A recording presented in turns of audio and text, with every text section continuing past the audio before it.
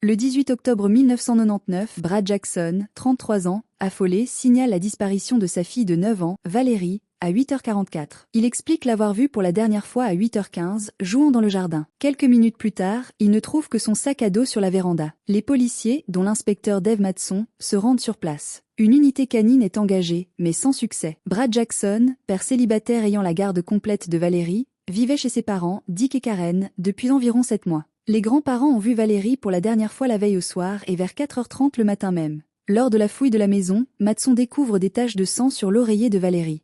Brad Jackson explique qu'il s'agit d'un saignement de nez survenu la veille et qu'il a lavé la tête. Aucun mouchoir taché ou autre preuve corroborant cette version n'est trouvé. Matson découvre le journal intime de Valérie, qui exprime son ressentiment envers son père, l'accusant de l'avoir humilié et de ne pas respecter son intimité. Matson émet 3 hypothèses: enlèvement par un inconnu, par la mère ou par un proche. Brad Jackson devient le suspect principal. L'examen de son fourgon révèle un résidu suspect sur le pare-choc, qui s'avère être du sang humain. Brad Jackson échoue au test au détecteur de mensonges, non recevable en justice, mentant sur son implication dans la disparition et sur l'endroit où se trouve Valérie. Pour le prendre en filature, les enquêteurs placent un traceur GPS sur son fourgon. Avant de lui rendre le véhicule, Matson accuse frontalement Jackson d'avoir tué et enterré sa fille. Celui-ci reste impassible. La surveillance GPS fonctionne un temps, puis le signal est perdu. Après plus de 2 semaines, le dispositif est récupéré. Les données sont téléchargées avec succès, révélant les itinéraires précis de Brad Jackson, laissant espérer qu'elles mèneront les enquêteurs à Valérie ou à des preuves cruciales. L'enquête se poursuit sur la base de ces itinéraires, alors que le temps presse et que les doutes sur la survie de Valérie grandissent.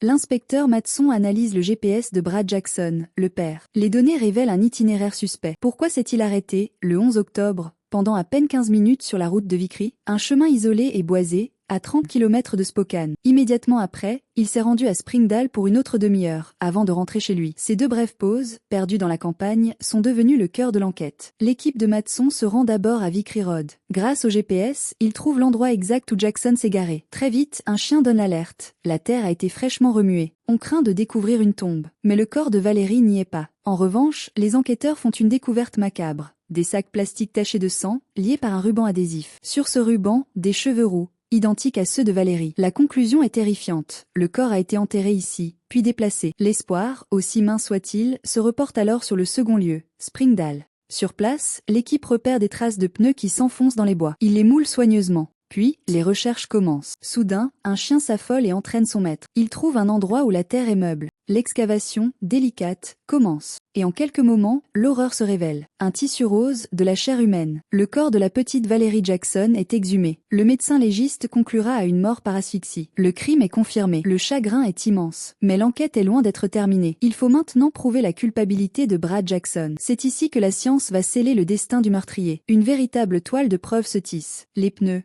Le moulage des pneus du van de Jackson correspond parfaitement à la trace laissée à Springdale. Les experts identifient des imperfections uniques qui ne laissent aucun doute. La terre, l'expert Bill Schneck analyse la terre. Celle collée aux bottes et aux pelles de Jackson est identique à celle des 2 sites d'enfouissement. Le lien est concret, indéniable. Les empreintes. Et enfin, sur les sacs plastiques trouvés à Vickery Road, on relève les empreintes digitales de Brad Jackson. Le cas est bouclé. Le GPS avait indiqué le chemin. La science forensique a apporté la preuve. Brad Jackson est reconnu coupable de meurtre au 1er degré et condamné à 56 ans de prison. Il n'a jamais expliqué son geste. Cette affaire est un drame familial absolu, mais c'est aussi un rappel glaçant. Dans le monde moderne, les données, comme une simple trace GPS, peuvent devenir le témoin silencieux des pires crimes. La clé qui mène, malgré tout, à la vérité et à la justice.